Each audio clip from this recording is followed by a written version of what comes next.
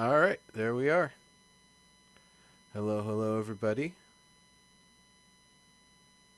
Let's just do a quick audio check here. Say hello, fellas. Hello, hello. All right, How's it going? let me just turn you up a little bit. Let's try that one more time. Both of you. Hello, hello.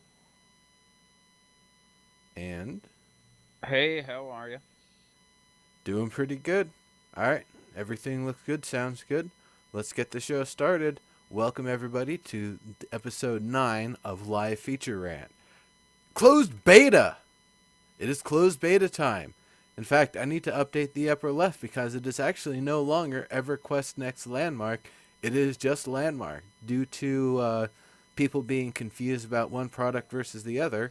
Uh, they've dropped the EverQuest Next, so I might just cross that off for everywhere that I've got it written. Um, that changes a lot of stuff. It's gonna be pretty interesting. Uh, what do you guys think of that? What do you guys think about the change to that? Let me first ask, what are you guys all about? What's your backgrounds? I didn't even introduce you guys or anything. I'm legendary neurotoxin.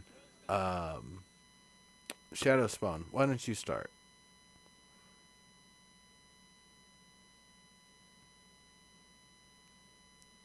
Shadowspawn. Tsagh. How about you? Why don't you start? Sorry, can you repeat that? I just had major lag issues. Could barely hear you. I just shut everything down so I could get better sound. Gotcha. Okie dokie. What I was saying was, introduce yourself. Talk about your background as a gamer and your what you've been doing in Landmark up to this point. Hey, I'm Tsagh. I've been playing MMORPGs and some mods since I was introduced to EQ1 in 1999. The majority of game hours I've spent have been logged in Akia, which is an Iron Realms mud. Uh, it can be fairly expensive, but I recommend playing anyway. Um, in Landmark, I'm really excited about Landmark because I think it gives the opportunity for player communities to really be the driving force for the entire game. So I've been working really hard on building that kind of environment, and that's where I'm at now. Cool, cool. Sounds good. Shadowspawn. How about you? Well, I got my start in MMOs back with Asheron's Call. A friend of mine introduced me to EQ1 back in, what was it, 2001 or 2002? Played it for a few years, moved on to WoW, played it for a few years, went back to EQ1, went back to WoW, and then someone introduced me to EVE Online, and I was hooked on it for a better part of a year. As far as Landmark and Next, I am very excited about the fact they're talking about it being a sandbox and not a dev team driven world. So I am super excited about the possibilities of what we as the player community can do. Totally awesome. Yeah, I'm really excited too with the stuff they've been talking about and what the game's going to be able to do and what we'll be able to do with it. It should just be amazing. So I'm really looking forward to that. All right, so back to the subject which I was skipping ahead to talk about. Landmark. No more EverQuest Next. It is just Landmark. What do you guys feel about the change in the branding? Shadowspawn. I think Um, it. Or actually, Go Sag, why ahead. don't you go ahead? Um, I think that the response is a little bit reactionary. Yes, there was a problem with confusion. Yes, this will clear something up, but they've lost a little bit of an opportunity to expand the EverQuest franchise brand to include more, which is something I think Omid was doing a very good job with. And this backtracking although it'll eliminate some confusion in a positive way, I think that they're going to reap fewer benefits from it in the long run. Nothing I can add to that. That was well said. All right. I mean, I almost felt like, on one hand, Omid probably, might not have been as happy with the decision. At the other hand, I'm wondering if it was his decision. I mean, he went from, first and last name everywhere to just using his first name everywhere. So I'm wondering if, the usefulness of the shorter, simpler name is something that he was looking at and saying, well, maybe it would work just to, call it Landmark, cut the confusion, and make it a lot easier for, when people want to talk about it, they don't have to say, well, it's not actually EverQuest Next. It's actually this builder game. It just happens to be able to make things for Landmark or EverQuest Next. The title itself requires explanation. I almost feel like it's a joke that's funny but requires explanation. It kind of loses the funny when it has to be explained. Likewise, by the time you finish saying the title, the person's like, "Huh." So it's an EverQuest game, a sequel to it, and it's a Landmark. What the hell is going on here? So that purpose, I can understand, trying to cater to the general builder community, and really, Minecraft and all the other, the 2D and 3D builder games out there, trying to reach out to those communities, regardless of the genres they enjoy, and giving them a more advanced version and more advanced.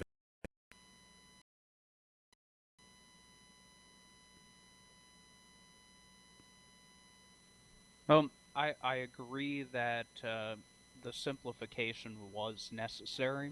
I I think that it was that they jumped in too much to a great idea of expanding what EverQuest means, though, and they can still take advantage of that. They just really have that now they have a different hurdle to overcome.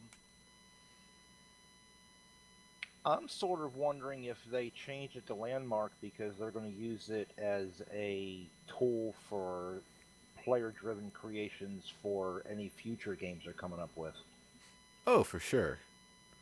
I would really doubt that any future game for the next little bit coming from SOE is, going to be anything other than on Forge Light with voxels. Press the rewind button and fully redo PlanetSide 2 as voxels and not have to remake the game from scratch. I bet they totally would, but it's a little, I think, past the boat for that one. Or their upcoming secret project. Yeah, upcoming secret project that kind of seems like it might be sci-fi. Kind of seems like maybe like early sci-fi, like maybe not, somewhere between the current kind of modern to sci-fi area, where it's transitory. Or at least I'm guessing that because of that random picture of a house that Smed tweeted. I think there are quite a few ways they can go. I wouldn't be surprised if we see a Western MMORPG come out in the future, or any kind.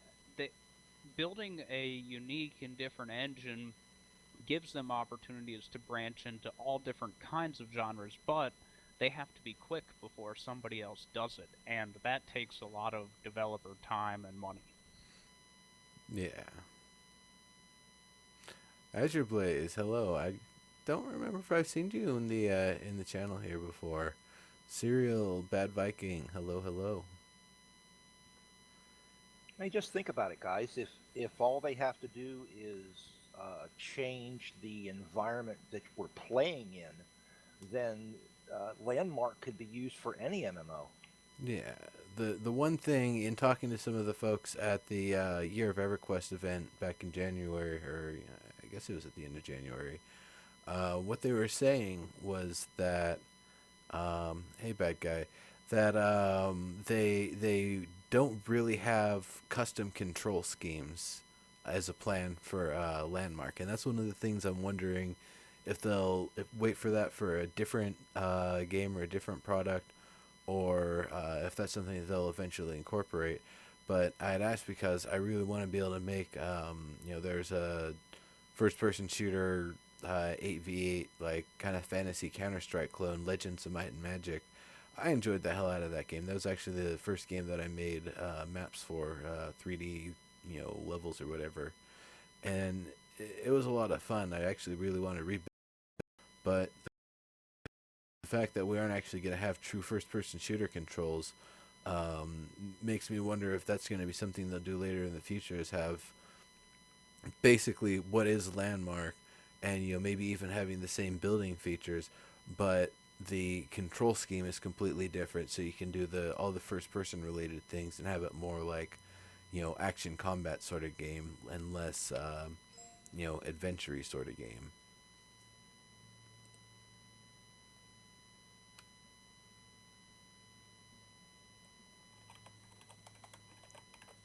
I think the world building, eventually, they could branch out into a bigger types of combat environments. But you know, right now, I, obviously, we don't see anything in the game. Like one of the things I've been complaining about in the forums is how bad crafting is, and then all of a sudden they say, "Well, this is really not anything like what crafting is supposed to be." So we don't know anything about what anything is really supposed to be, and they haven't even gotten to where they want to be for the MMORPG, much less converting it to a combat scenario. Yeah. Yeah, we've only scratched the surface of what Landmark's going to be. That's true. That is totally true. So here's a question I had for you guys. During Alpha, did you feel like the nights maybe could have been brighter, or that they could have maybe changed the day-night cycle so there's more daytime? Because for a game where exploration, showing off builds is the one of the features of the game, it really seems weird that most of it was cast under crappy light to actually explore stuff for a good portion of the gameplay time. What do you guys think? That's a good question. I hadn't even thought about it that much. From my perspective, uh, my long-term goal is they actually have a variable day-night cycle instead of it being the same exact length of time. But I can see where you're coming from, and maybe more daylight in this type of a game environment would be better. My take is that I don't think that in a game that they want to be revolutionary and new and pushing limits should have anything that doesn't have meaning. That right now, all being dark does is give a different backdrop and a different look on our textures. There's no value to it. And if that's all it's going to be, I should just be able to toggle that for a screenshot. Now, if they have plans to make it valuable, if they have plans to do something special with it that hasn't been done before, great. I'd love to see it, and then I'll make a decision about the time frame. But right now, a meaningless day-night cycle, I should just be able to toggle on my own screen because it's not affecting the world any other way. Yeah, I agree entirely. It really right now is just kind of I use the description. It's just a skin. I mean, it's not a skin. It's a lighting effect, but it's just something that makes it look different, but otherwise doesn't functionally change anything. But they have talked about the plan for EverQuest Next is to have some things that you can only harvest during certain cycles.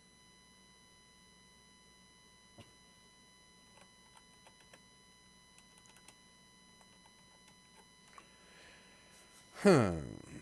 So, maintenance. They talked about that a little bit on Landmark Live, and I'm sure people are going to have some amount of complaints about it. Um, what do you guys think about the 5 day maintenance cycle that you have to get back in, sometime during the week to keep the claim there? Otherwise, it's going to get snatched out.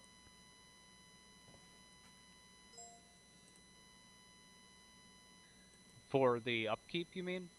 Yeah. I I think that anything that makes the game more engaging is important. And I think that this will. I think that people will care a little more. But the problem is we're in a transitional period where there isn't a whole lot that we can do with a claim, and a claim is really all we have. And to have to fight for that claim to survive might feel not nice to like new players that haven't been in alpha and don't know what they're doing and don't have a plan. It might be difficult. Do you really want me to answer that? Yeah. Okay. Okay. First off, Terry came out and said they're aggressive on it now, and I'm sure the biggest reason is there's going to be a bunch of people coming in on the closed beta that hadn't played before. Channel They're going to edited. play for what, 5 seconds, 10 seconds, decide this game sucks and walk away. Why have a graveyard of dead claims sitting there? Secondly, it's the beginning of beta. Let them adjust it over time to be what they want it to be. These people screaming immediately, it's wrong, it's wrong, it's wrong. That's just a bunch of whining to me. Yeah, I like it. I'm glad that every week of castles and crap shacks, the crap shacks will be minimal, and I'll be able to just focus on the castles. And hey, maybe at some point I'll be able to change the name of the show to just Castles. Because let me tell you, those fucking crap shacks, my fucking goodness, they were everywhere, everywhere. Didn't matter. The island could have just come up, that week. There were crap shacks across 90% of it. Come back a couple weeks later, crap shacks everywhere. Eva Games, hello. Don't come to my claim then. Hey, I admit I suck at building. I don't necessarily think that it's going to solve the crab shack problem. I think that people are going to pay upkeep at what 300 copper a day on some really bad builds. Like my least favorite thing to see is people that level their claim and leave like just you see the dirt and a square floor that bumps up to a mountain with no effort to make it blend in. And there's going to be a ton of that still, even with people paying upkeep on it. Yeah, no, those are crap shacks. We'll see them. We'll definitely see them, but at least those ones will have tools on them. You've been to my claim, haven't you? Well, I haven't now. I'll have to check it out once the show's done here, but I don't expect it to be that built up. Mine isn't that built up yet either. Right now I got a forge on it, that's it. It's more than mine. Mine is just in a nice location, has some ice in the desert. Well, since you don't have the select tool yet, we know you didn't select everything up to the bottom of your claim and hit the delete button. So I'm okay with that. No, my claim's in a pretty nice place. I like it. It's over right by the hub on Rebellion Dune. Yeah, I actually got close to the hub this time. I actually have to build something. Well, this time I'm definitely going to put my broadcast information up so that way nobody misses a show.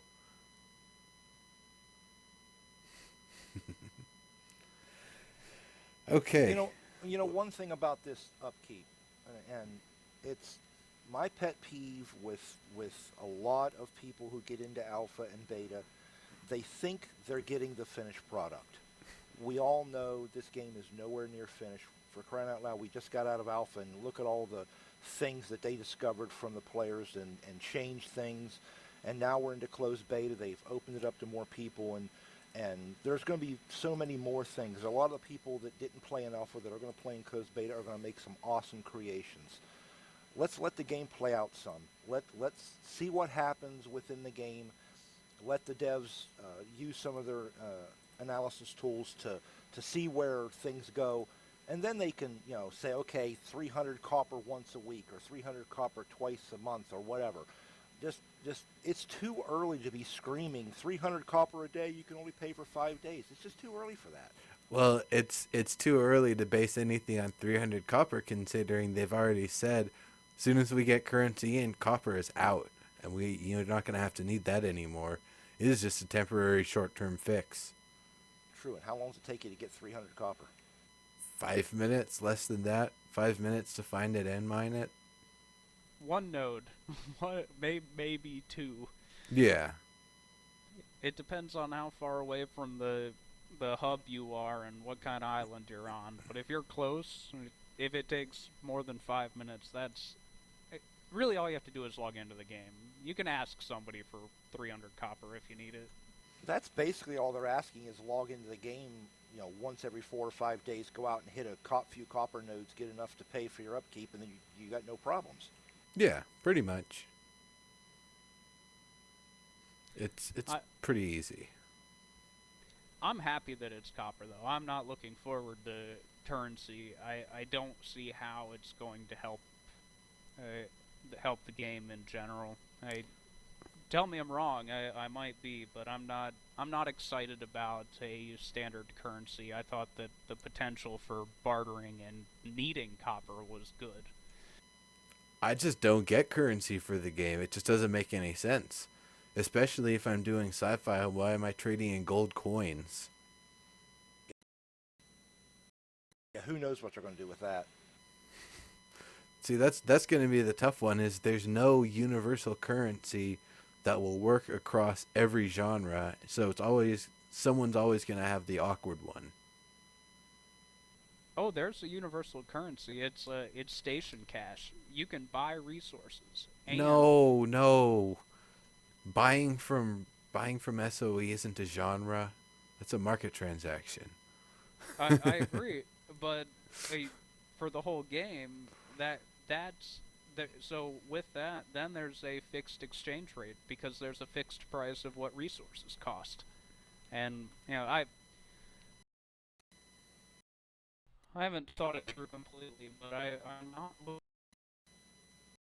looking forward to how market forces can affect everything. And I thought that there was an opportunity for this to be a really cool part of the game.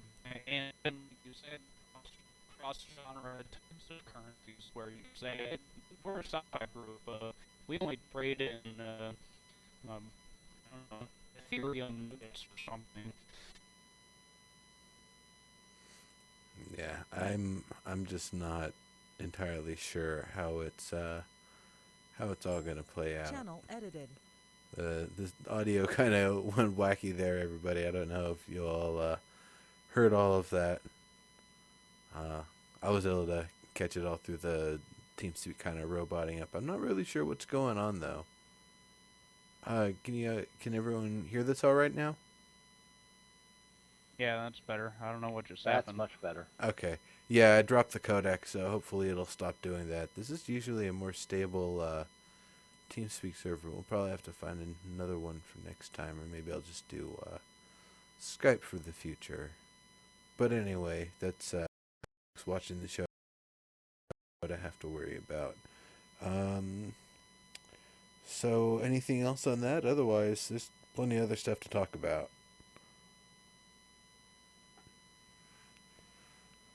No? Alright then.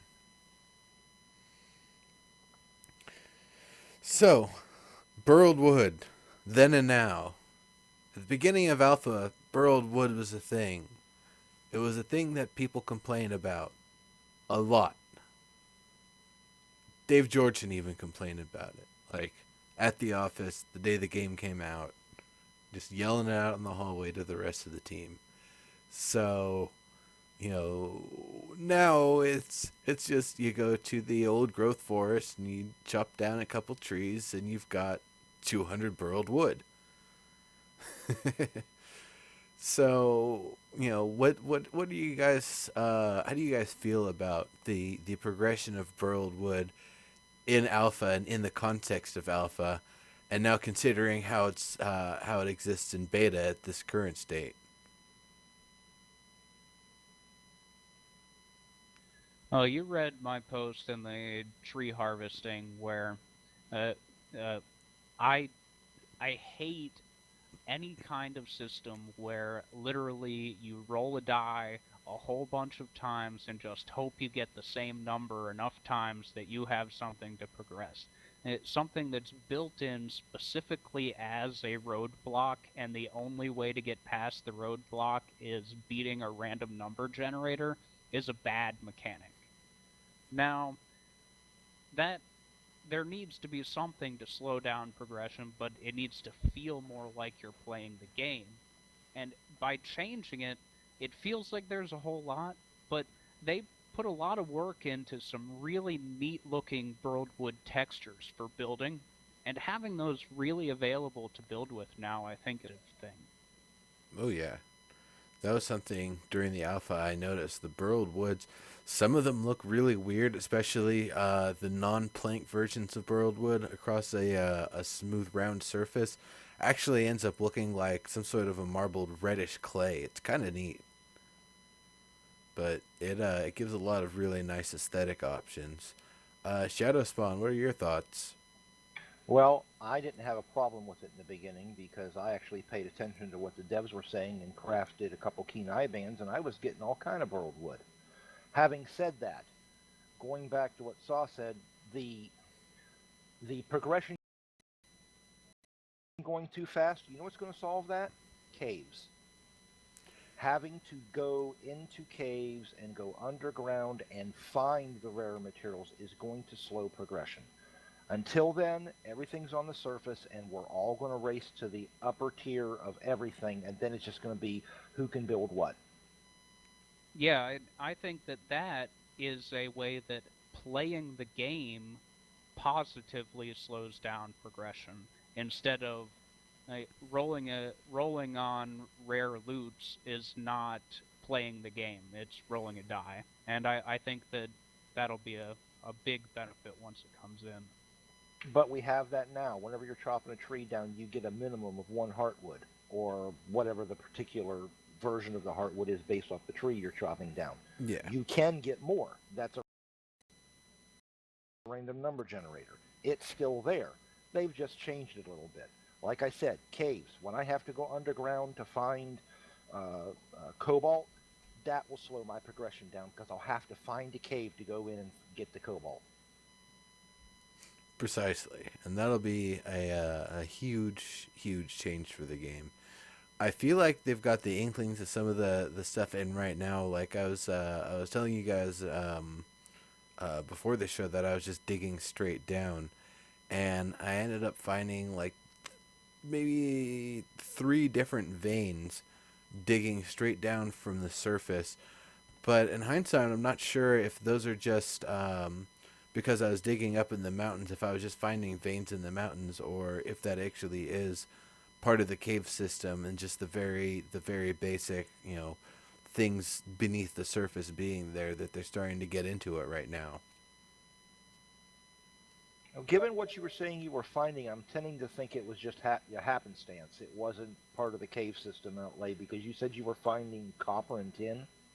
Yeah,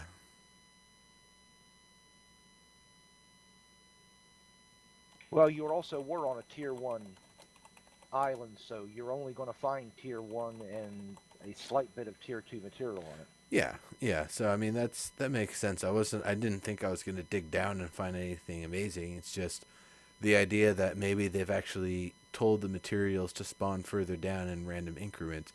But that was maybe in the first fifth of the digging that I did. Then I kept digging straight down along the same path, and I didn't find any more materials. So that's why I'm thinking it really was just some lucky random stuff that I found in the mountains above the material spawning kind of area of the island.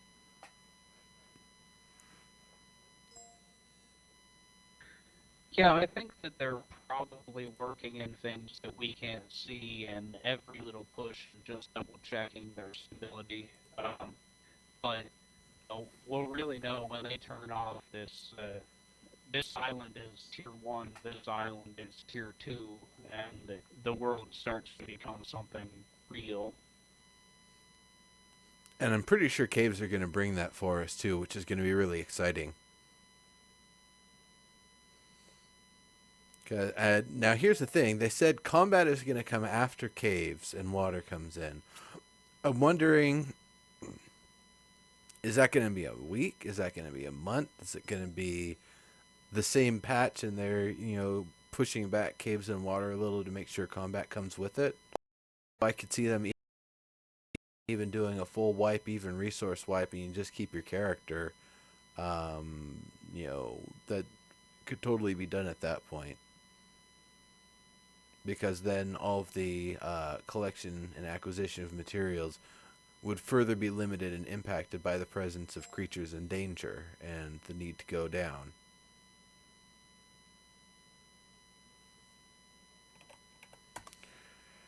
Um, hmm. We're having some audio issues here, so give me just a moment and I'll see if I can figure this out and adjust it. Folks in the audience, just hang on for just a second.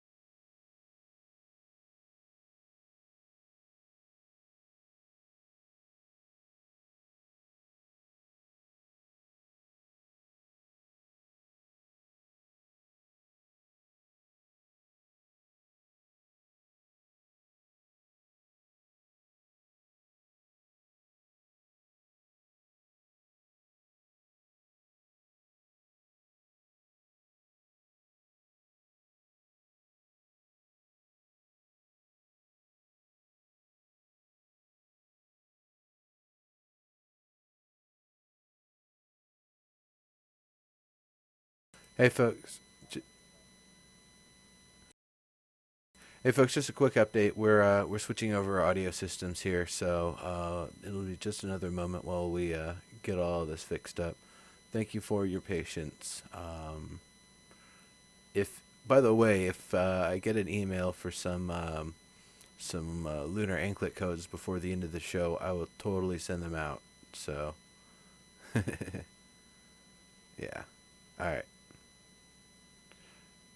Cutting off microphone here for just a second.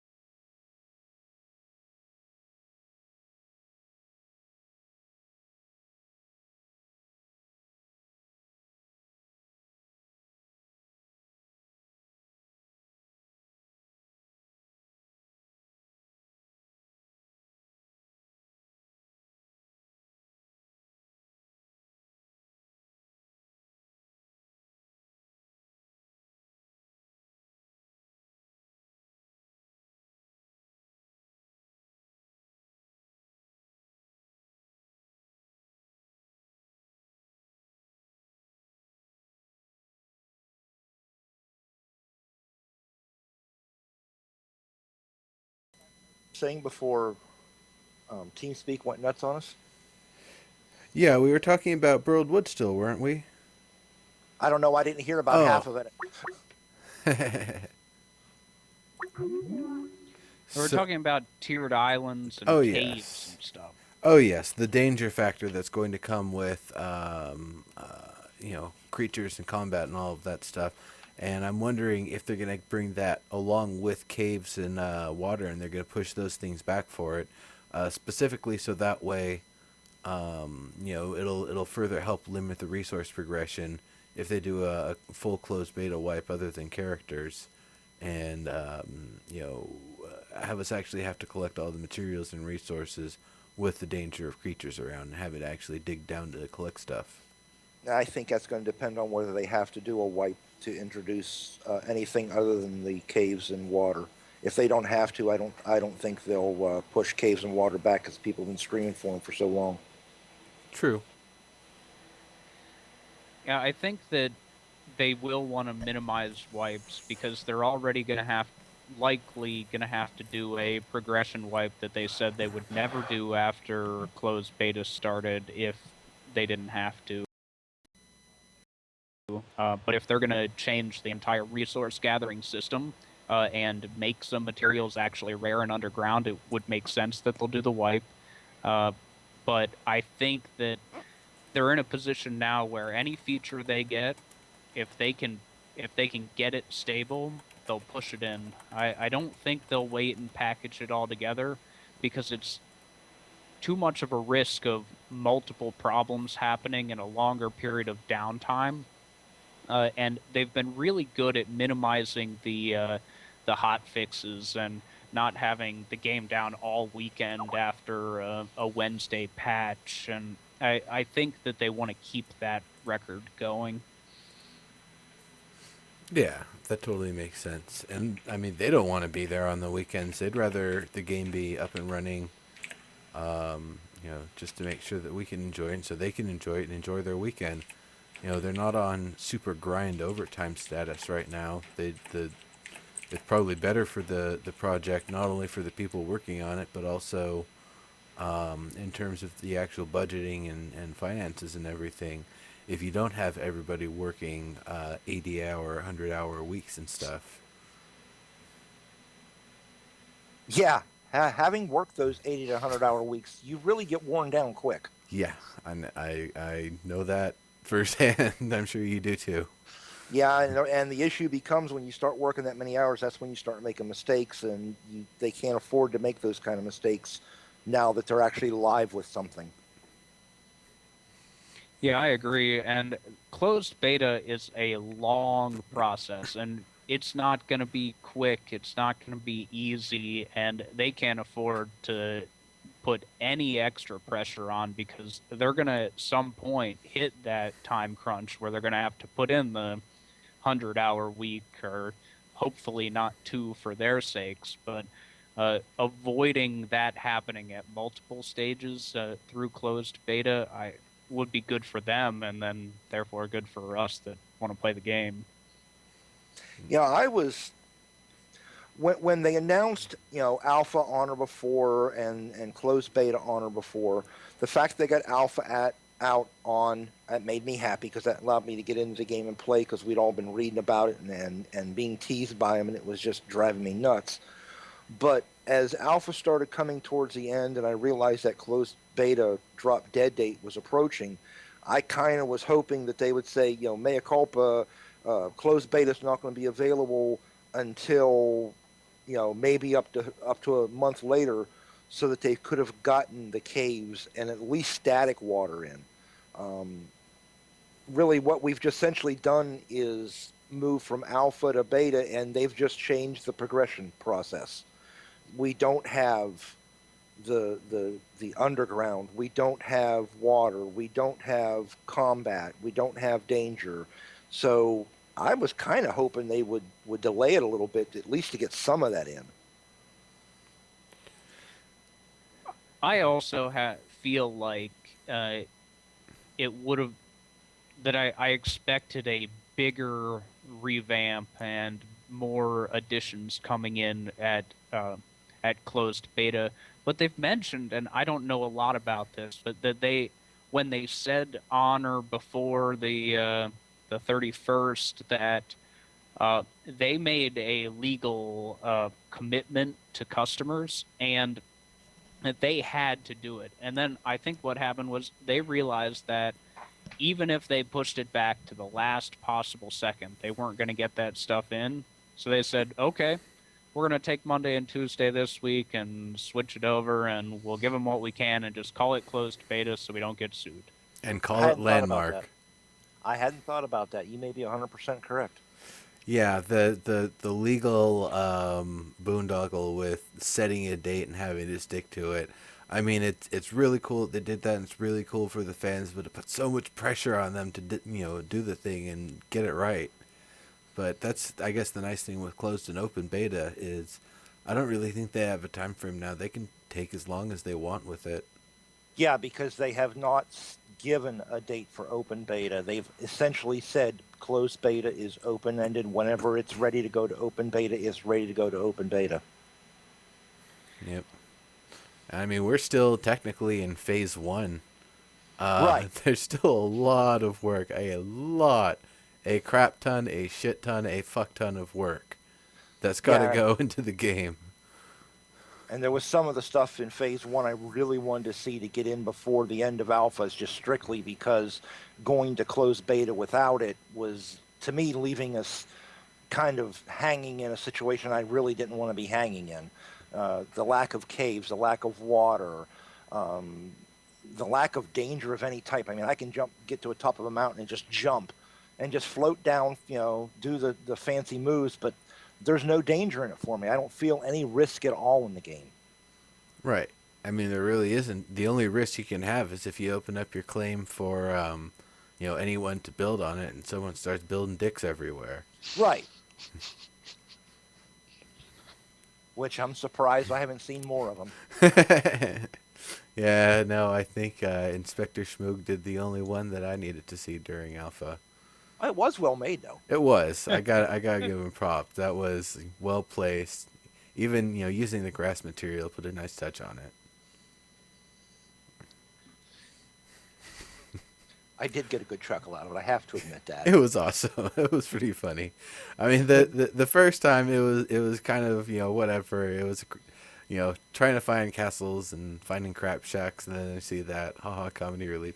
The second time when I spawned right next to it after digging under the world. That's just comedy gold right there. There's Yeah. there's no making that up. At first when Penapod said TIP, I'm like, what? And then they explained what it was, and I went, oh, okay. Right. Yeah, going back to wanting all of these features like danger and caves, and I think that what I'm looking forward to more than that is the ability to actually start telling a story. That some of the best things that we've seen people do in Landmark is turning their claim into a form of consumable content. Whether it's a maze, whether it's a treasure hunt, whether it's just a storytelling kind of walkthrough. Voxopoly. Yeah, anything though that by adding in caves and adding in danger and all that does right now, because we can't wrap it in a larger framework, is it makes going out and getting resources more difficult. That's the only function that it does. It makes it feel like leaving your claim is dangerous. What else? There needs to be some way of framing that and turning it into something positive and adventurous to go with it. Yeah, I can agree with you. I mean, we were talking a little bit before the show here about civilized areas in Landmark and also in EverQuest Next, and how the implications of that. The idea that the closer you are to civilized areas, whether it's claims that a lot of people are accessing, or just somewhere that somebody's established and they fight off all the stuff in the nearby area, those are, I figure, going to probably be the safer areas, and the creatures that you'll see around those spots, I would wager, are going to be, weaker or less intelligent or just less in numbers or whatever. And that the further you go out, the older the creatures are, the more potentially dangerous they may get, either as a server mechanic or otherwise. And the fact that they've got the emergent AI controlling them, they aren't based on a static spawn point that they'll snap back to. They'll follow you forever. That's going to add a really interesting level of danger to the game too. Enough. Well, one Something, of the things that you had mentioned, one of the things you had mentioned was that an orc 1 day old, going. Let's go to D&D terms. An orc 1 day old is a level 1 orc. right? An orc 3 days old is a level 2 orc, Yeah. and so on and so forth. That if you've got an orc that no one's found and killed, and that orc is, let's say, 2 or 3 weeks old, that orc's going to be tough. Yeah. That orc should present a challenge, For which sure. I am looking forward to. I've played some MUDs where NPC enemies can level up upon killing player characters. Yeah. So they're gaining experience through victory and getting harder and harder and harder. And this is the kind of stuff that, I'm hoping will come in. I think that'll be fantastic. Well, they definitely have. I mean, I can't believe they don't have the technology to be able to do that. So, that would be something I am very excited about the possibility of. How many times have we played, let's say, old EverQuest or WoW or whatever, and you go out and you just mop up the floor with the low-level creatures, and you're done with it, and you're like, okay, you go loot them and you go back. Well, let's say that you got there mopping the floor, and this one orc, you hit him 3 times and he hasn't fallen. Well, hey, now, why is he not falling? What's so tough about him? And he just looks like every other orc. Now that's the thing I would want them to do differently, is to actually visually represent them as tougher and tougher. Your default orc is basically a loincloth and a hammer. But what I'm getting at is more along the lines, he's not named. Right. We all played the MMOs. You see the named guy. Oh, he's the tough guy. Well, if he's just called orc, then he's not. You see orc. Okay, yeah, he has a little bit more armor. Okay, maybe he's a little tougher. But then he starts beating on you, and all of a sudden your hit points start dropping, and you go, holy crap, this guy's tough. Right. So you end up with a whole raid group forming because there's this one orc that just has managed to get away from groups for weeks, and it's gotten some kills, and then all of a sudden this thing is gigantic, looks awesome, has somehow looted armor from somewhere, and Armor nothing. And an entire raiding party is together to crush it. That thing's just ripping hearts out of bears and eating them raw. that thing is just going to be rampaging on that raid group. Well, and then think about it this way: he's been around for 3 weeks, let's say, and he's killed how many things? Would just be when we kill him. If he was a newbie, we would get whatever his barely fresh off the population, what his loot would be. What if they increase his loot over time? Oh yeah, I mean that would be something, especially depending on what they do. If you've got orcs that are involved in ambushing and raiding players that are going on established paths or areas of regular travel, they're definitely going to have better loot and be better armed than just your average ragtag orc that doesn't have much backstory and has just been surviving off smashing deer brains in with rocks for the past 2 days. You got it, Azure Blaze. An orc that lives so long it becomes a public event. Yeah. That's emergent gameplay right there. You got it. Yeah, and it gives a new meaning to what a raid party is. Back to what a real raiding party is. There's a monster out there that needs to be taken care of. So we're forming a raiding party because we need to take care of this because it's disrupting everything else we're trying to do in the game. And, you know what? We're kind of excited to kill it, too. Now it just makes me think of an old Western again. Getting a posse together to take someone down. Getting a posse together, take down the gunfighter who shot the sheriff. Yeah. To me, it gives us possibilities, and that's what I'm excited about. Yeah, that'll be really, really nice.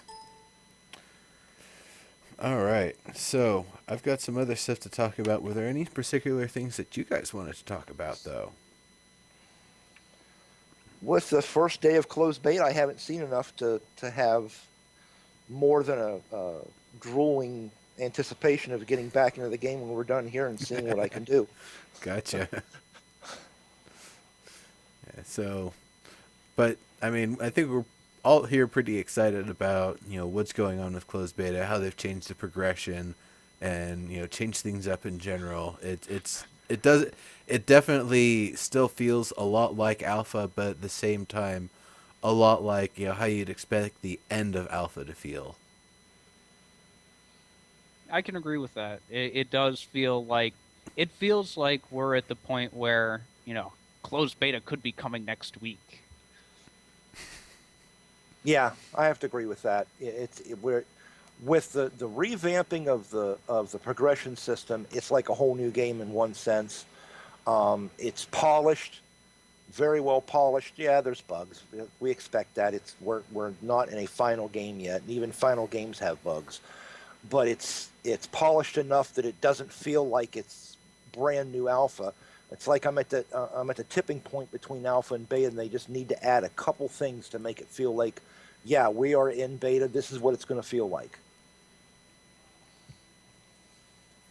Yeah, over time though, our expectations from these testing events have become kind of ridiculous too. That it used to be that if you got invited to a closed beta, you expected that the game might not even really be playable. We just went through 2 months of alpha where we had a good time playing a game.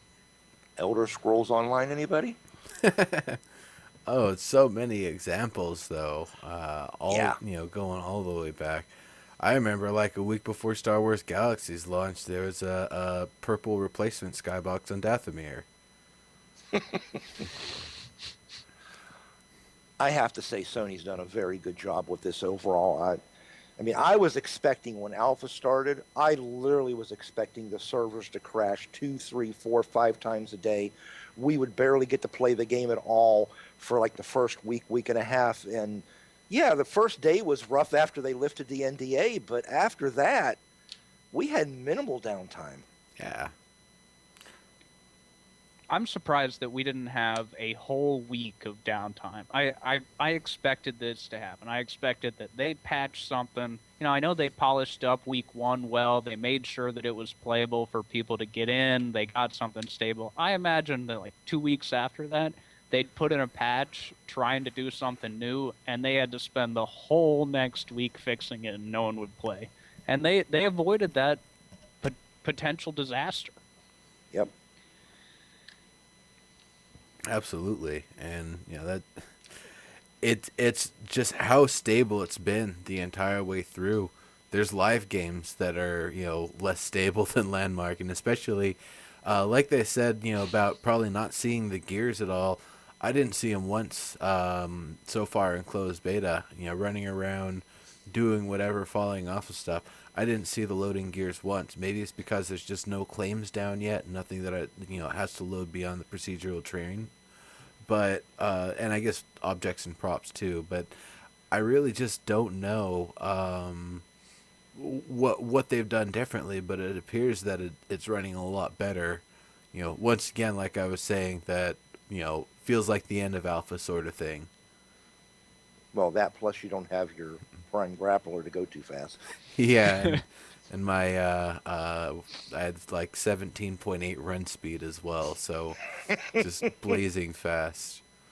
17.8. I wouldn't have even put that stuff on. My computer would have blown up. Well, it was fun. It's fun to do the whole T1000 thing and just run and just not ceasing, not stopping, not taking a breath, none of that. Just I have an objective. I am going to keep running towards it until I get there. Yes, I never had that rubber banding issue until I got my prime grappler, and then I started rubber banding. But until then, I didn't have it. Yeah, no, the run speed will definitely get you there too. The run speed, I was almost going as fast as prime grappler grappling. What was you using for gear? The two second tier run speed increase trinkets. One of them was a blue. Ah. Did they slot into anything other than the wristband slots? Are the only equipable things that change our stats other than the pick themselves. Well, and the grappler, but you know, grappler. So, does anybody know what station the grapplers come from now? I haven't spotted that yet. I haven't looked that far yet. No, don't know yet. And I'll need to figure it out because as soon as somebody digs a hole, I'm gonna want a way out of it. Yeah. Well, the evac to safety's still there if you can't get out, isn't it? Yeah. If it'll be easier if when the pulverizers come through to just, bore a hole at an angle to get back out if someone, digs you down real quick. True. Also, I wonder how long the world damage and world deformation from a pulverizer is going to be. I really hope it's only going to be, 30 seconds at most. So if someone's pulverizing a giant, snake pattern around you or something, it's not going to make this big old dent that you're going to fall no matter where you go. Arrange an event to blow up and pulverize an island. They bring your dynamite, bring your pulverizer. We're gonna break this entire island. That's why we test. We need to do things like that. Yep. Pulverizer races. So you can start falling through the world first, huh? Yeah. I don't know why I fall through the world when there's so much depth. I don't understand why that happens. I'm just not placed right in the world, or I'm lagging too bad. I don't know. Okay, so the world is a giant block of clay, and inside the surface of that clay is just blackness, void, nothing. If somehow you get past the surface rather than indenting it down or however, it's just going to be in the void. It only generates, where the surface is pretty much the giant terrain model, and you can still get through that the same as you'd be able to clip through a terrain in any other game. It's not like a solid mass going the entire way through. As you dig down, it's procedurally generating what materials would actually be there. So things only exist if you observe them. Yeah. Yeah, like more or less. Quantum theory. Yeah. Yeah, it's more or less that. Now they do have the you may not observe it, but someone you're near is observing it, so therefore it exists. Yeah. Yeah. Okay, that's a really good way of not overloading information. For sure. And the thing I don't know is how interior disconnected things are going to work with that, because when the caves are in, if I dig out the entirety of a cave, is it going to regenerate that entire spot with a completely different cave? Is that cave going to be filled and, somewhere nearby a new cave is going to open up? Because that's the thing I'm wondering. It sounded initially like that's how it was going to work, that the caves would actually be things that keep on rotating and changing every time someone else gets back down to them, and they keep instantiating every time. Well, based off the way they've talked about the materials spawning in different locations, I'm not sure you would have to have the cave completely respawn if the materials spawn in different locations. But if they want, I mean, they could do it, and that would make for interesting gameplay, so you can't keep going back to the same place. Yeah, I figured that's why they were doing it, is so you couldn't just keep using the same path. You'd have to keep doing things differently every time, or pretty much be every single time you go, it's an adventure, no matter if it's the same place you went the last time.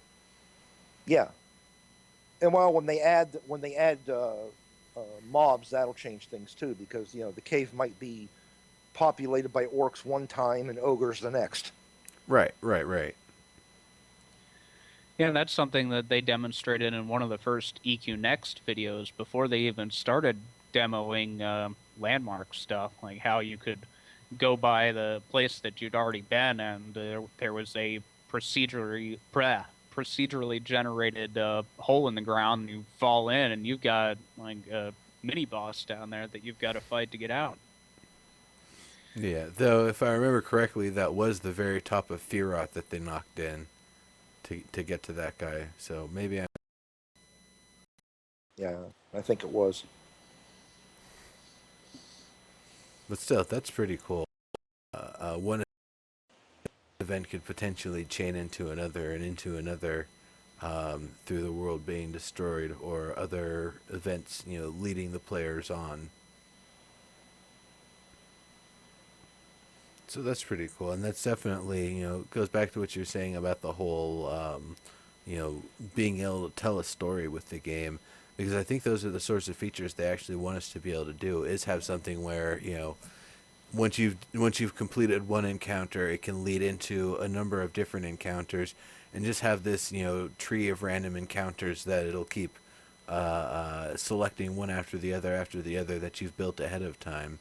So every time someone enters the you know dungeon of crap obsidian, I don't know. It the enemies are completely different every single time. The encounters are different every time, and potentially the resources and loot that the players could get from it are different every time. Yeah, precisely. If we if we have with the emergent AI and the procedural generation of everything, and especially if they just move the caves a little bit, that could make for some great storytelling. I mean, I think we can all who've ever played MMOs can go back and say the first time you ever entered a particular instance with your friends and fought the bosses and how the awesome story is told. Now, yes, looking back on it's always fonder than it probably really was at the time, but that's what memories, and that's why we play these games. Right, right. And that's but of course that's also something for me. The first time I play an instance, that's awesome. If I have to play it 10 times or 50 times just to get one particular thing, or I have to keep coming back and defeating the last boss to get different items for some convoluted quest chain, then I'm not quite as happy about the instance and the use of it. But you Yes, know, the old gear treadmill that I hate so much. yeah, I mean, I can understand some games that they have to do it that way because the levels and the content is made to a level of polish that they just can't make enough of it. Vindictus Season 2 content has a lot of that problem, where you basically going to the same sprawling area. You can fight all of the bosses every single time you go there, but you only need one boss item or one specific item off of one specific boss whenever you go in. So you don't necessarily have to fight them all, but it's totally optional. That I kind of like, but at the same time, I know if I've already killed some enemy 10 times, and it's like, oh well, they have this item of worth. It's like, well, dummy, my character would have looted that if they noticed it was of some worth. They're not like inept to magic or something. They would have noticed, oh wow, that's a special item, and picked it up.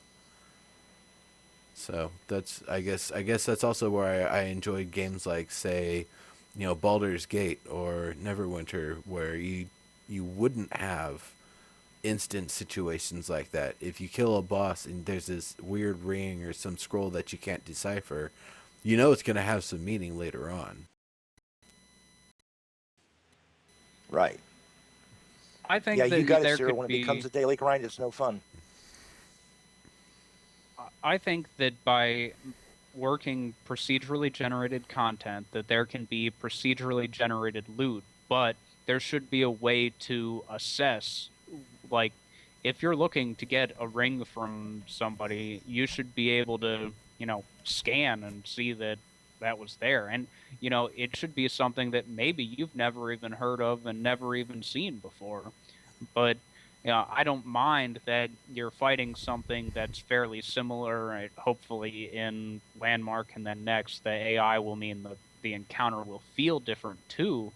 But I don't mind fighting the same kinds of things multiple times. But I don't. I want it to be generated in a unique way. and I don't want to look at a loot table and really plan my entire play session around. I'm just going to beat my head against this until it drops the one that I want.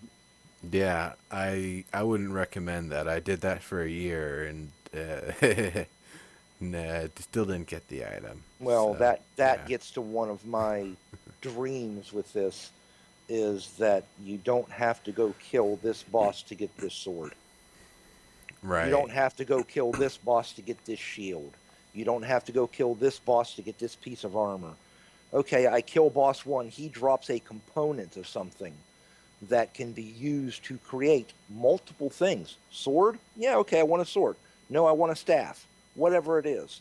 So the loot table shouldn't be, boss A drops the sword of voxel eating, and boss B drops the shield of sun blocking. No, it should be boss A drops a rare relic material that is used to possibly create one of however many different items, and I get it, so it's my choice what I want to make. Yeah.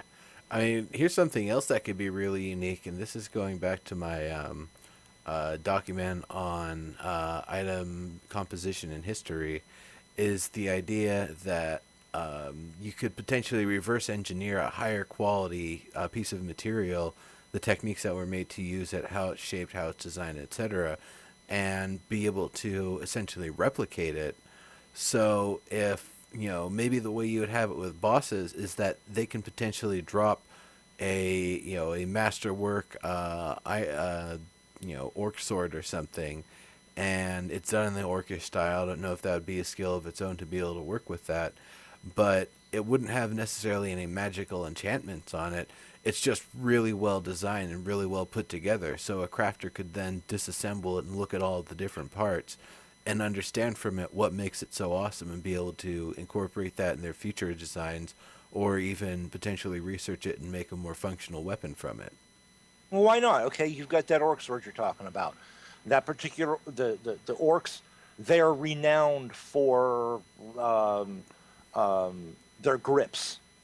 So you could take the grip off of that sword and apply it to an elven sword that is renowned for the strength, the tensile strength of its steel. And you Yeah. could take something else that's renowned for the hilt. So, yes, orc engineering, I guess that's the best word I come up with. Orc engineering could be a skill to learn how to utilize their material to make your own stuff that's better. Right. Right. And I mean that could even lead to a player having pretty much their character's own unique set of recipes that only they have.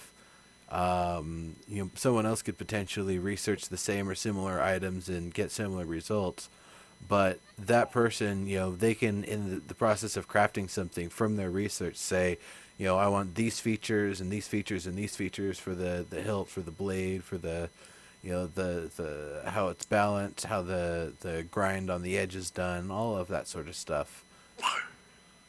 Well, okay. Let me go over to Eve for a second. It's a well known fact in order to research every single skill in Eve to its maximum level will take you over 11 years. So now let's convert that into EverQuest Next and Landmark. Um, you end up with however many different races. Each one of those have their own way of working with metal and their own way of making weapons.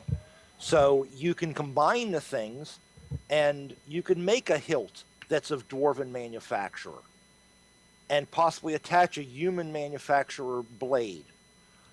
Now you've got a unique item that you had to skill up your dwarven hilt making skill to say 3 and your human blade mechanism to 3.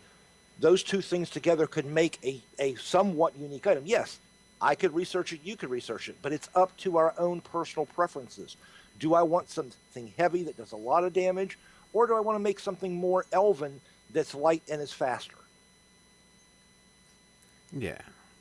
I like where you're coming from with this, but I don't think that it has to be even as well defined. I think that it can be a very fluid system that has many, many different options without even needing to fit it into a cultural framework. Although in next, depending on how they define Norath in this next iteration, that may become valuable from a landmark perspective. Uh, there doesn't need to be any kind of direct attachment. I apologize. My daughter wants to talk. I was gonna say, who's punching babies in the background? No, she's happy. She's excited about this show, I guess. Nice. She's real into crafting. It's the guy with the beard. I know what it is. Yep, the beard and the funny hat. She's Yeah, used to beards. I see where you're going with that, and I don't disagree with you. It might be just a lack of being able to come up with the right words, but I agree with you. It doesn't have to be strictly on racial lines. It could be anything. You know, some rare item from some lost civilization gives some additional ability if you attach it to something. Who Yeah. knows? Just don't tie me down to I go out and I kill this boss and I get the sword of lightning. Yeah. Please. So that's another one, and that also kind of ties in with my lore language. Um, how those can apply in the game. The idea that there's potentially lost civilizations, lost races, lost languages. Ancient ones, ones that have been evolved out from over the generations, over the ages, and basically looking at those and all the old stuff and all the cool, super powered stuff that could potentially be lost from the ages. You start getting some of those things on their own. Maybe they're not amazing, but in conjunction with stuff that you might be able to find elsewhere, or being able to apply them to materials that those civilizations didn't have access to, then finally makes those things, way more powerful than they previously could have been, and give people access to things that they wouldn't have had before. And maybe there's some, limitations to that other than the danger to get to those places. You might have to complete some events. You might even have to learn an ancient language to actually learn those techniques. Yeah, that's where I would love to see this game going. Is where one of the things they said in the very beginning was they want the game to be a game of consequences. Well, consequences are both good and bad. Yeah. We've traveled down a certain path of adventure. You've gone off looking for the ancient civilization Batumi, and you found where they were, and you're in the area and you're picking stuff up. You've invested time in that particular ancient civilization. You are not going to be as well versed at Dwarven as you are at that civilization's materials and how they worked. That's the good consequence. So what's wrong with it? Let's hopefully they do this where they give us more of an open-ended. There are so many different paths you can take, and there is no way in your lifetime be able to be perfect at everything. So you have to pick something you're going to do and be good at. Hold Yeah. on, wait. You found this Batumi place? Let me right click on your name. I'll be right there. Oh man. Oh, there is that, but in I mean, I go back to the old WoW and go back to the old EverQuest. How many countless pieces of gold I dropped into a skill, and it ended up being basically worthless at the end. Yeah. The only skill in WoW that I felt was there were two that were really worthwhile. It felt like enchanting, just because there's always such a high demand for it, and you can always be breaking down the items you don't need into the magic essences, and engineering, because fuck me, it was so much fun to throw explosives at people, especially if you did a lot of PvP using the explosives, using either the charge helmet or the mind control helmet. It doesn't matter if you're losing a little bit of armor, you take someone over, you take someone out. I was doing so much burst damage as a shaman that it didn't matter. If I charged them with a charge helm, I could lock them down. I could use earth shocks to keep their spells off. If they started getting fancy, I could either do the war stomp nearby as a stun, throw a grenade as a stun. I would lock people down as an engineer. So, that's the one crafting skill I would say that really had the most application beyond just crafting items. Yeah, see, my friend was an engineer, hunter engineer, and he would lay down a freeze trap and let the guy charge him, and the guy would get frozen, and he'd pull out that big ass gun that would knock you down, shoot him, and get knocked down. The guy would be down like 3% health. Yeah, he's knocked down, so the guy beat on him for a second, but then his pet would finish him off. I'd sit there and laugh my ass off when he did it every single time. And the worst part is, as soon as he'd do it, he'd wave at him. I did a lot of fishing and cooking in WoW, and I think that like herbalism and alchemy were pretty useful for like big time raiding before Wrath of the Lich King, when raiding was more entertaining for me. But I did a lot of fishing and cooking and herbalism and alchemy, and I felt like I was creating something useful, but only because they were all consumable. Everything else, you made something once, and then you're like, man, I got to get rid of this skill. It's taking up space. But think about it this way. Yes, it ended up being in WoW, your consumable skills were so much more valuable because you go into an instance and you pull out one of the feasts and everybody gets bonuses, or an alchemy you're creating potions, etc. Whereas if you went into blacksmithing, oh my God, by the time you could make the item, you could pick up something 10 times better. Yeah. It was a waste of time. But let's really think about it. This is a high fantasy game. Don't you think blacksmithing would be of some value? You would hope so. You would think so, but it really was very, very, very limited in what you could actually do as a blacksmith and what you could make, and in the entire table of items and equipment, because it was a finite list that was in the game. Blacksmithing accounted for such a small amount, and then even like the amount of materials to get up to that point, the skill, all of that stuff, you'd be making like 50 iron balls or whatever. It's like, what the fuck do I need 50 iron balls for? I only need one to make this balancing thing, and they're only good like for maybe 1 in 10 people even want them. Everyone really wants. It was the wristband, the anti-disarm thing. That was the thing that I saw a lot of people rolling with, especially with PvP. Yeah, that was the one thing that when you was a blacksmith you can make and sell. And you had to make how many axes before you could move up to the next thing. Oh my God. Yeah, that's ridiculous. I'm going to spend how much gold making these items, and there's a random chance I fail, which I understand that. There has to be, a percentage chance of me actually successfully making it. But then, okay, I've got 20 axes. What am I going to do with 20 axes? I've only got 2 hands. Yeah. And they're worthless to sell. They sold for less to merchants for less than what it cost you to make them, and you couldn't sell them on the auction house. You can't throw them at people, and it's not the kind of game where weapons are breaking down so fast that you're going to need 20 of them in your bag. Right. So it was nothing more than a way for Blizzard to take money out of the game. They could have done that so many other ways so much better. Oh, they did, but that was one that they still decided to keep in the game. And also, it's I always say that the idea of faking content by putting in stuff that is just there to waste the player's time, and that's definitely one of them. There's nothing epic about crafting 50 copper swords.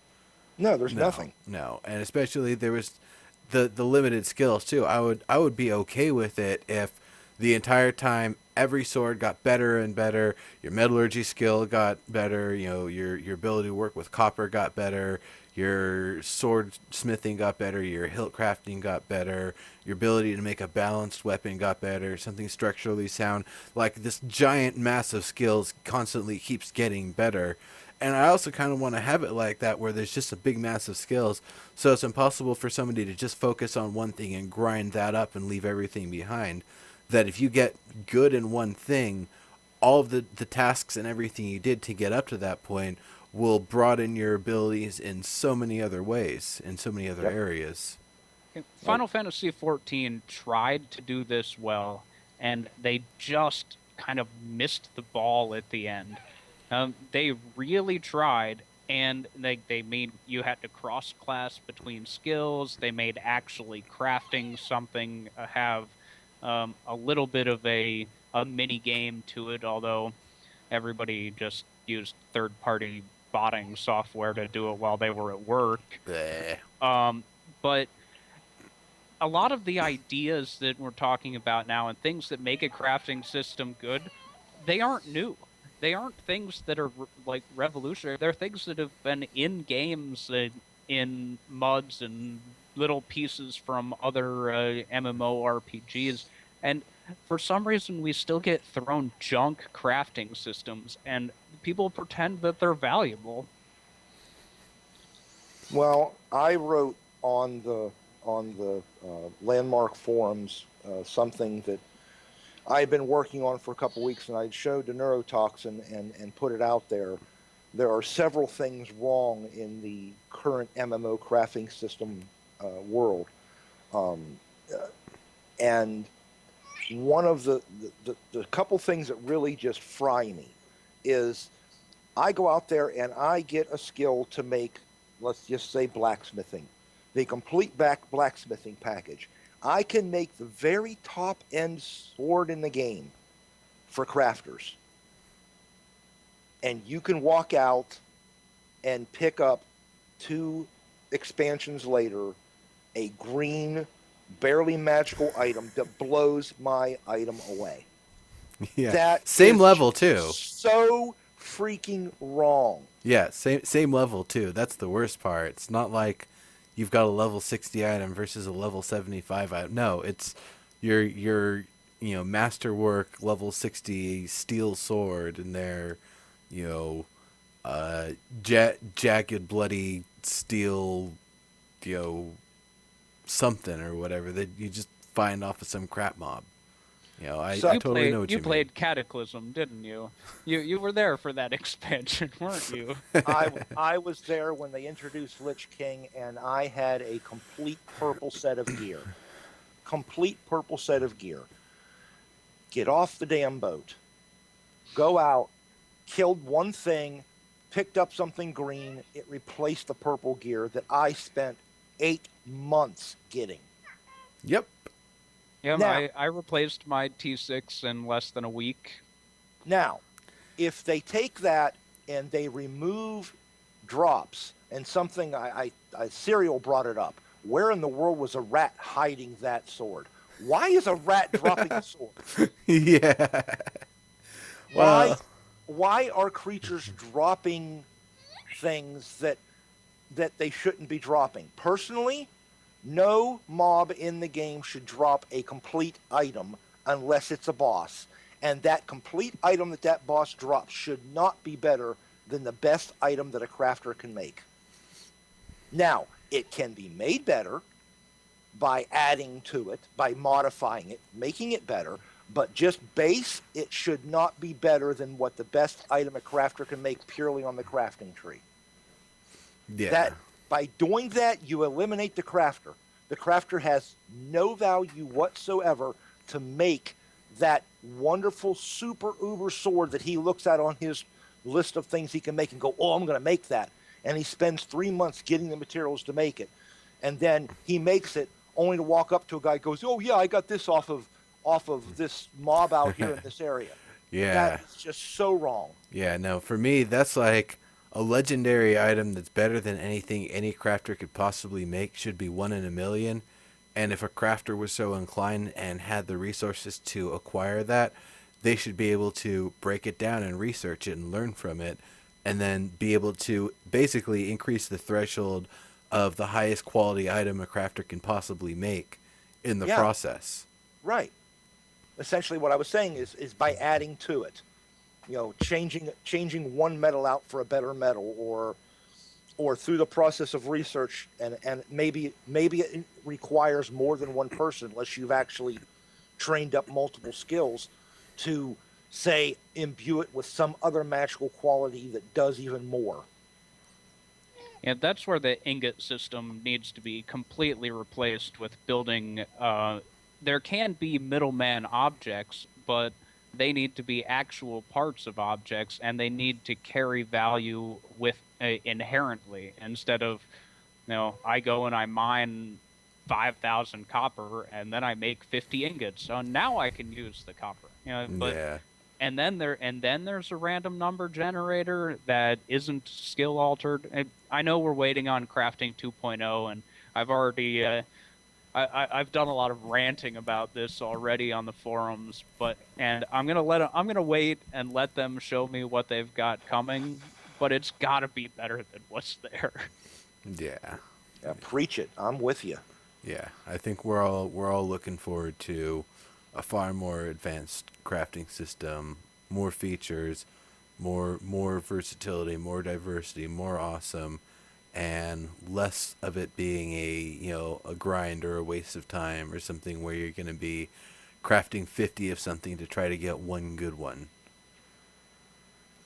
That I understand the random chance of failure in crafting something, and it needs to be there. But that random chance of failure needs to be based off of your skill and get less and less and less as you get better. And it shouldn't start off at a ridiculously high percentage. Otherwise, mine would go to make something and have with a 50% chance of failure up front.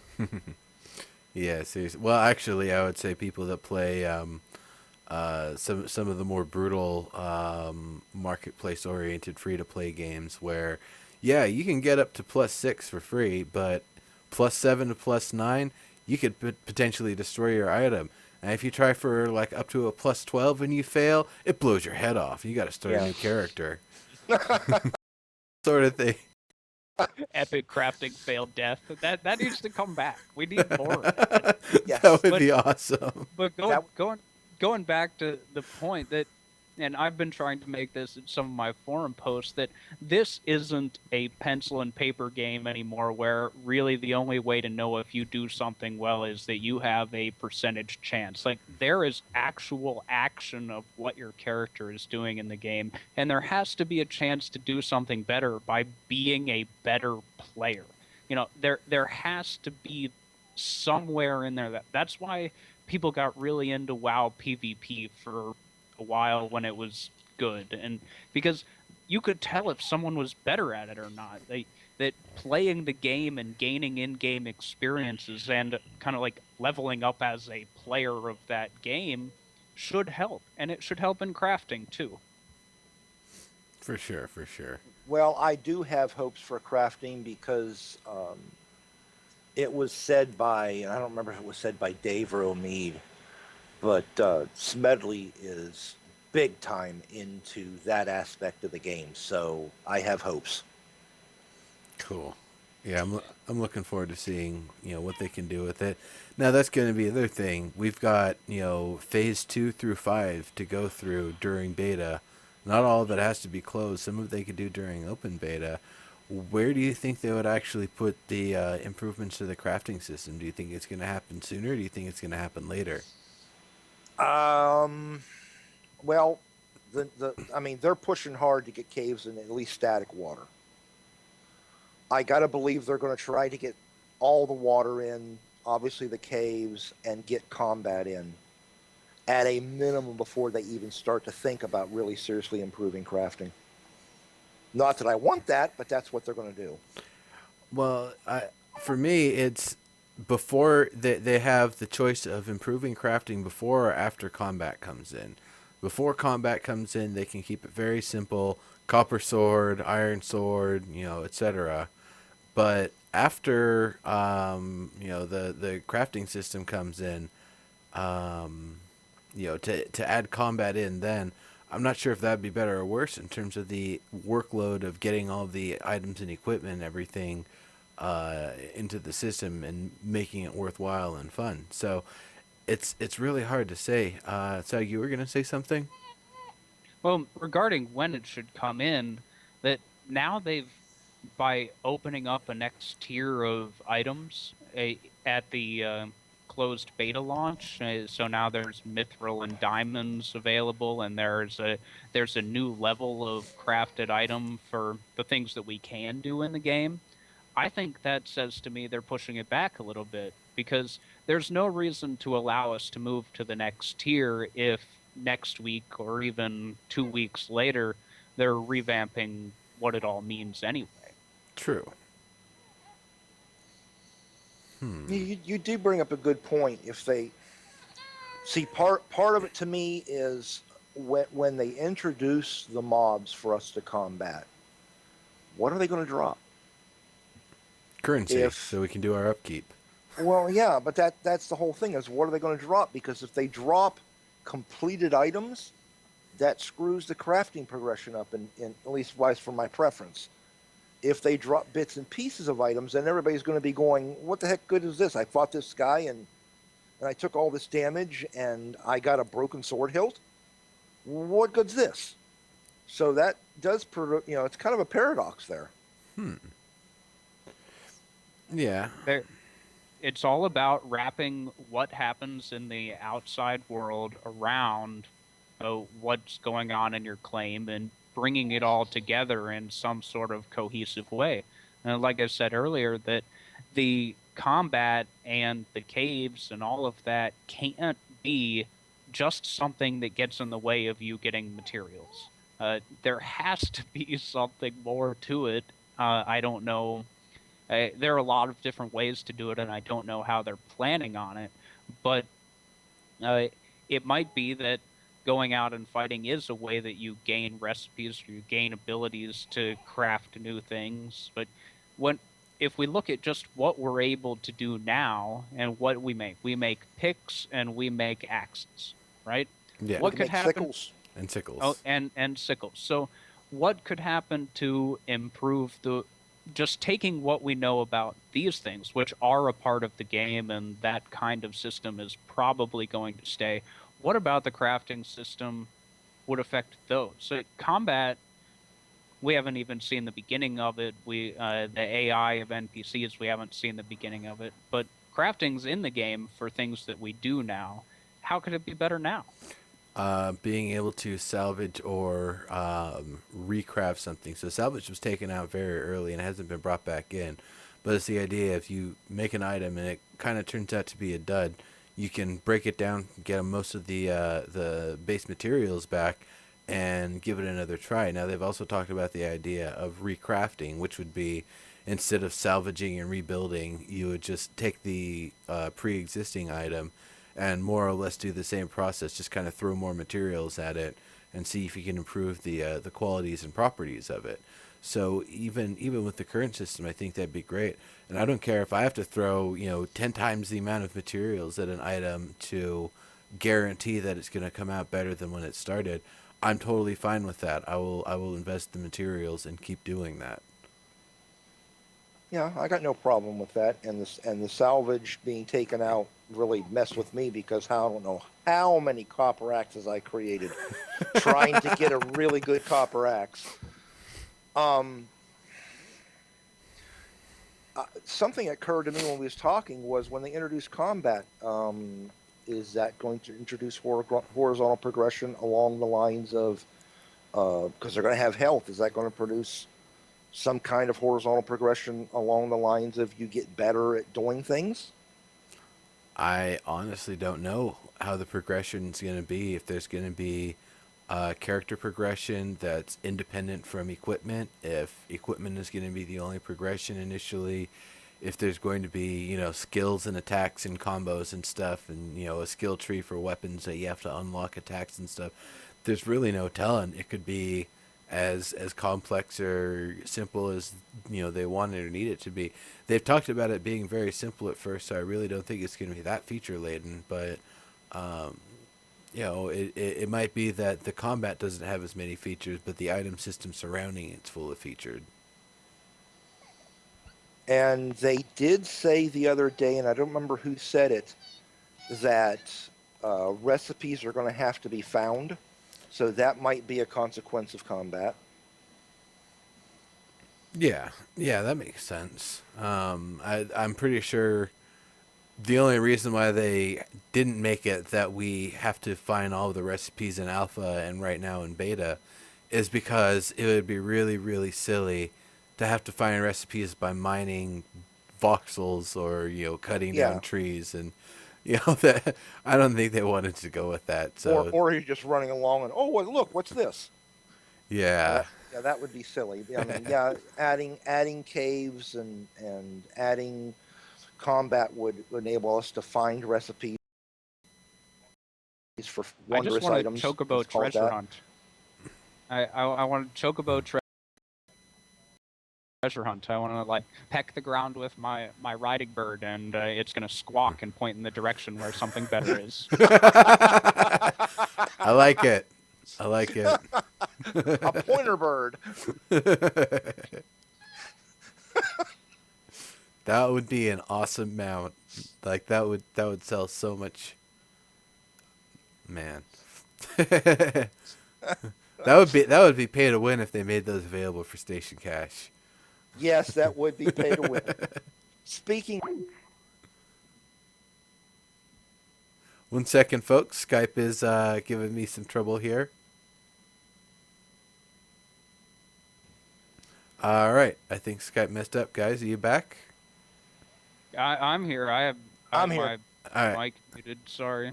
cool. No, you didn't want to hear the baby for a minute, did you? No, that's fine. Thanks. Shadowspawn. I don't know where it cut you off. Continue, please. Yeah, with the inclusion of the base materials being available for station gas, what do you think about it?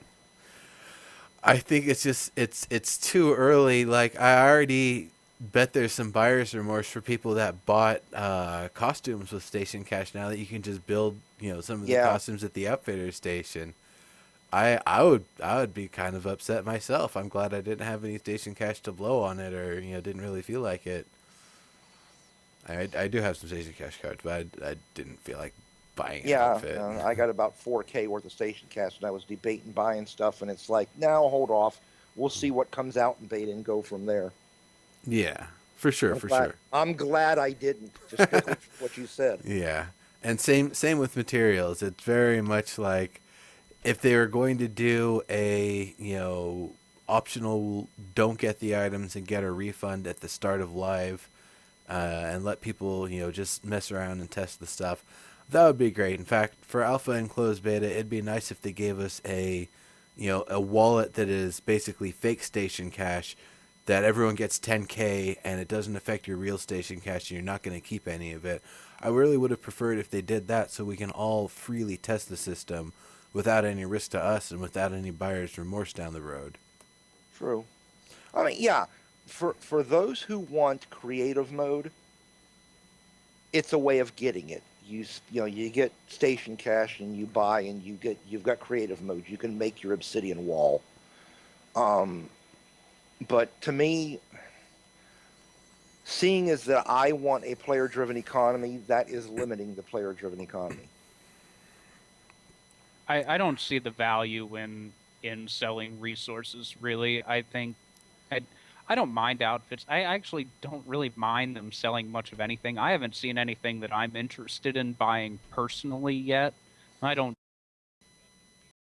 judge other people for buying something that they would enjoy having, but I don't see how selling resources benefits the buyer or the game uh, as a whole.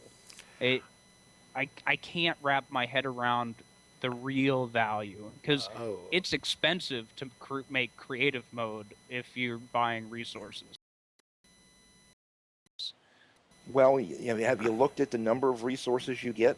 It's a fairly significant number for 100 station cash. You get a fairly significant number.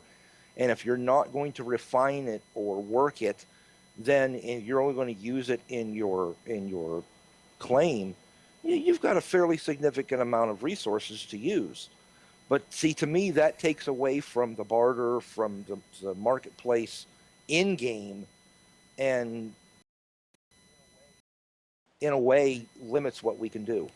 so I kind of see it as a little bit of like whale catering and not quite pay to win or anything, but what I mean is, I make $50 an hour with my high power lawyer job or whatever, and I just can't be fucked with, sitting around for 8 hours collecting 50,000 cobalt because, uh, whatever fancy structure that happens to be made out of blue material.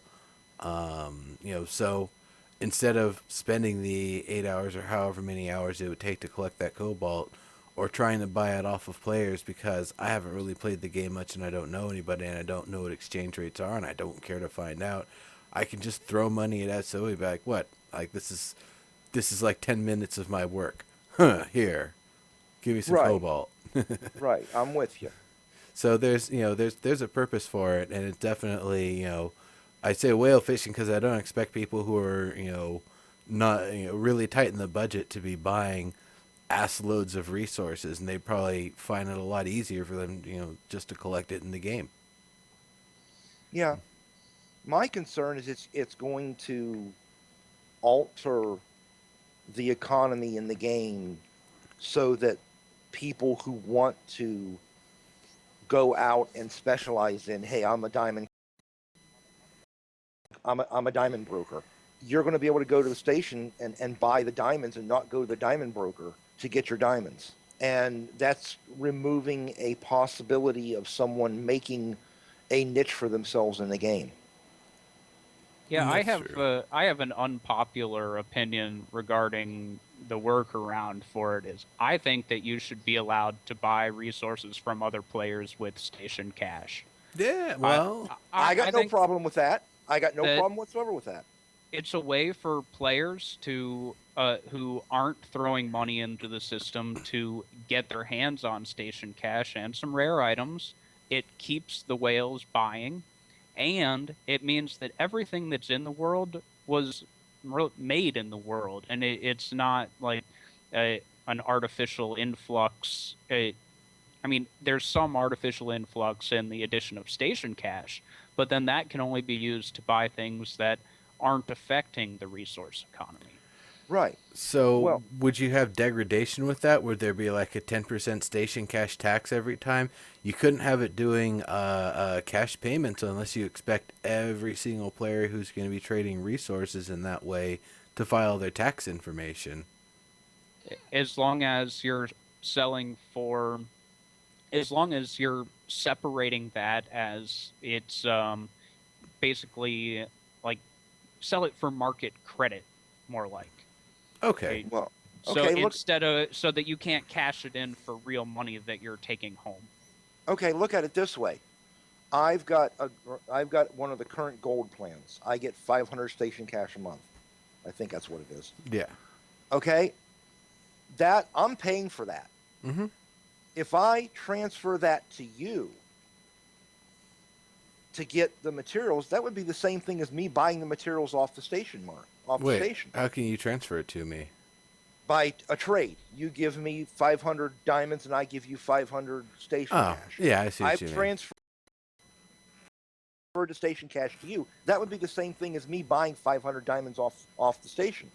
It would just be Well, if it's a one-to-one thing, but then again, the idea they aren't trying to use station cash transactions as a way to make a secure trade for players.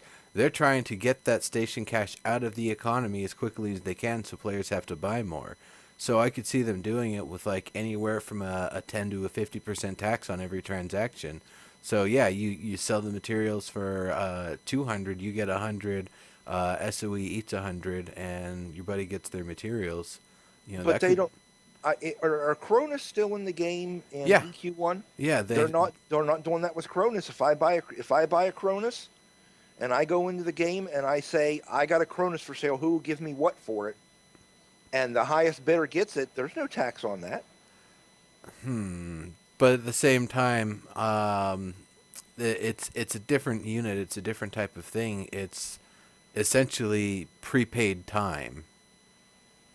Well, you Right. can say as long as that money, the station cash that's transferred, can only be used for market purchases, it doesn't matter. You know, if people are hoarding it and not spending it and collecting it from other players, the people that are buying from other players are still buying more and they're still giving it away. It doesn't cost SOE anything to let somebody then use the station cash in the market to get an outfit. The the outfit's just created magically in the game. Now, the Right. people that are using station cash to buy resources from other players are still going pulling out their credit cards and buying more when they need to. And then the market can fluctuate because it's not a set exchange rate where, you know, if it were 1-for-1, like you said, with diamonds potentially, 500 station cash for 500 diamonds. But, well, right now, nobody has got diamonds. If I had 1 diamond, I could sell 1 diamond for quite a bit of station cash. And but all of the diamonds would then be brought into the economy through mining. Yeah. You know, I know you're saying the Cronus is prepaid game time, but I am prepaying for my 500 station cash a month. So essentially, my 500 station cash is worth whatever I'm paying monthly on my credit card. That's what it's worth in real world money. So all you're doing is just changing 1/2 of the equation of what it's worth. Instead of a Cronus, it's station cash. Actually, Station Cash isn't worth anything. It is completely 100% owned and operated by Sony Online Entertainment. It is their own digital property. We just get to borrow it. And so is Cronus. I can't take a Cronus and go play WoW with it. Nope. That would be funny, though, wouldn't it? Yeah, it would. I mean, EVE Online's done it for a long time with their Plex system.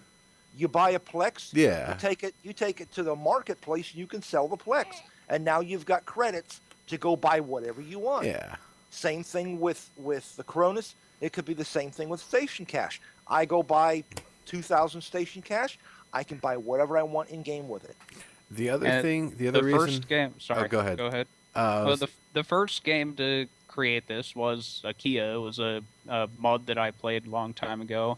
Matt Mihaly, the founder of Iron Realms, was the first game developer to have people buy an artificial currency, and even did it. People had to mail money orders to him for him to load their accounts, and it took off. And they're completely tradable for in-game currency or anything else, and it works as just a different type of market standard. There are quite a few like credit-only items, but they're accessible for people that aren't paying real money if they're willing to put in the effort and be paid by other people that have them. And it's worked for 15 years now. And the biggest thing is you're not introducing materials into the game through the station. The materials are changing hands.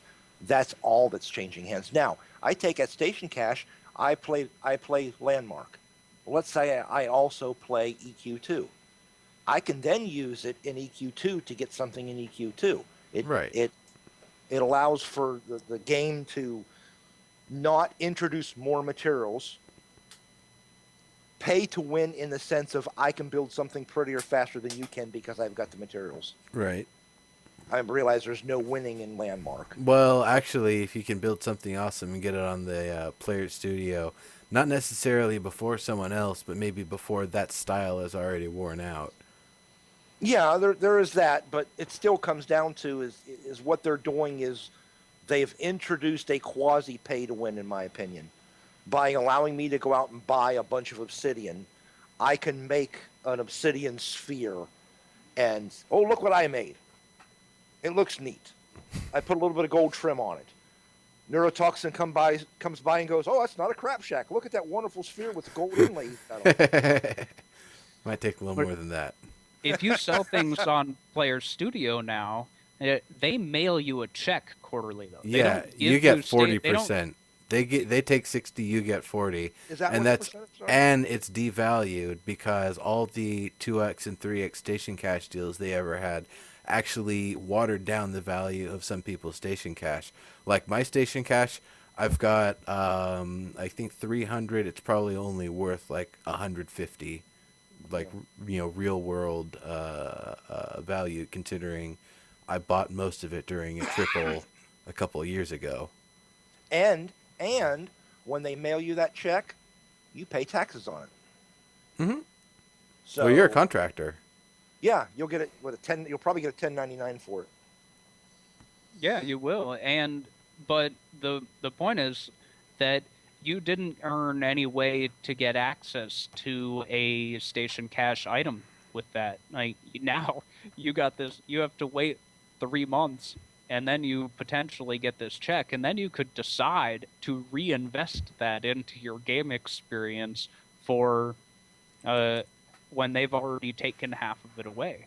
That because it's already been pulled out. But if you allowed trading of station cash for items directly in the game, and then you offered the takeout on upon cashing in, it would still come out for people that want to get cash, but it would offer a different way for people that aren't spending money to experience without, and I believe doing that without stopping the people who want to pay from paying.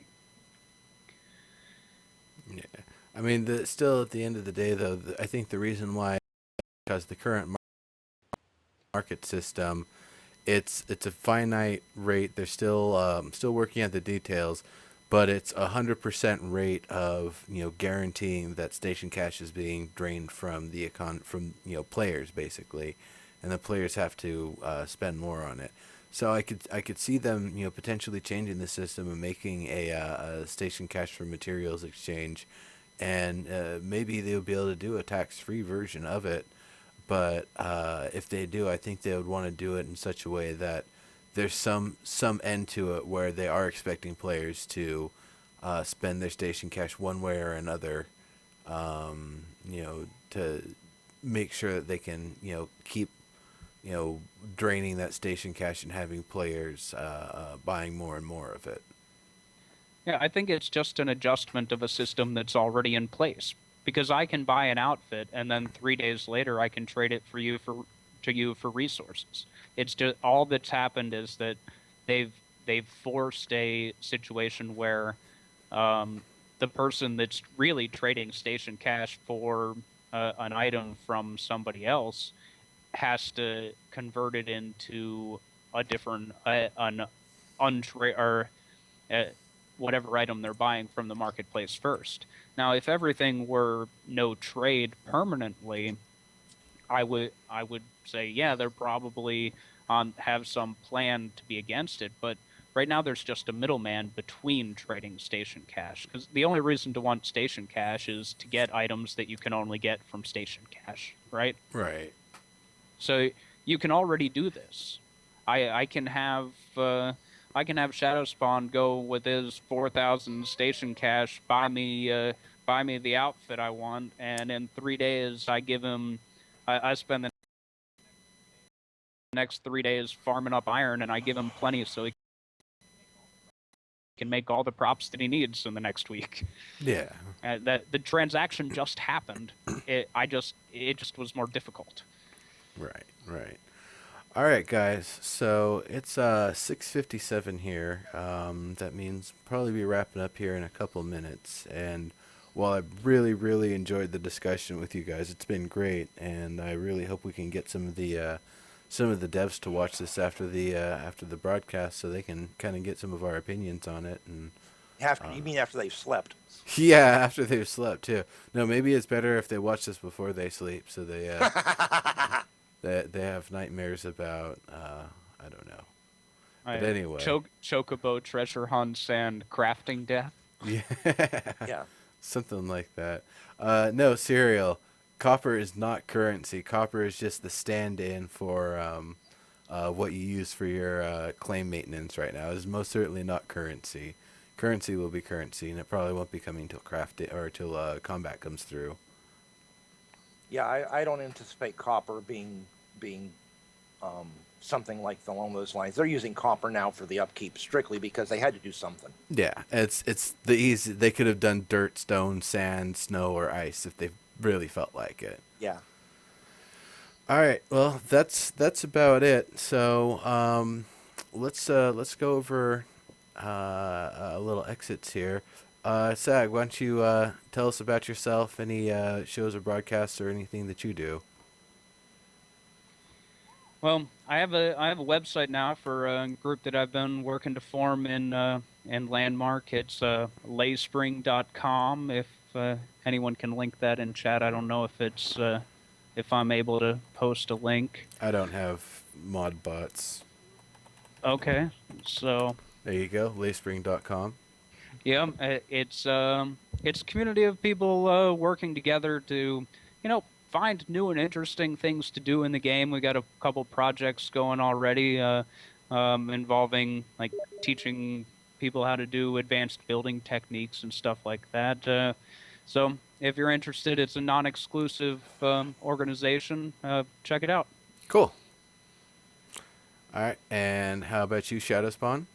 Well, I am the resident crusty old curmudgeon who basically despises all whining and just wants the game to play out some before we start having knee-jerk reactions to changing things. At Shadowspawn 2112 on Twitter. Yeah, if you follow me, you'll get landmark discussion, sports discussion, whatever. I talk about anything that crosses my mind. I try to watch a lot of the different podcasts, neurotoxins, domos, omeeds. I missed this week's live because I was kind of busy playing. But you'll usually see me in those particular podcasts around the week, and you'll argue with me, you'll disagree with me, you'll probably end up hating me at some point in time for something I say. But hey, opinions are like rear ends. Everybody has one. Some of them stink, and sometimes mine do. Okie dokie. Well, thank you very much. And of course, I am Legendary Neurotoxin. You can find me here, of course, from every single Wednesday, just after Landmark Live. You can also find me on Saturdays for Procedural Powerhouses, 1 p.m. Pacific. You can find me on Sundays from 2 to 4 for Castles and Crap Shacks. And you can find me on Fridays over on Geek Domo's channel for Into the Portal. Tsagh, did you want to say one last thing there? No, just was saying thanks for the invitation. Yeah, it's great having you guys. We have to do this again once they get some more content in so we can discuss what they've done right and what they've done wrong. For sure. Sounds That's good. why it's called a rant, right? Yeah, absolutely. It's a rant discussion. It's a rant discussion. Cool. It's been fun, guys. Yep, absolutely. Really enjoyed it. Thank you very much for joining me. Everyone in the audience, thank you very much. And that's a wrap. All right, see ya. Later, guys.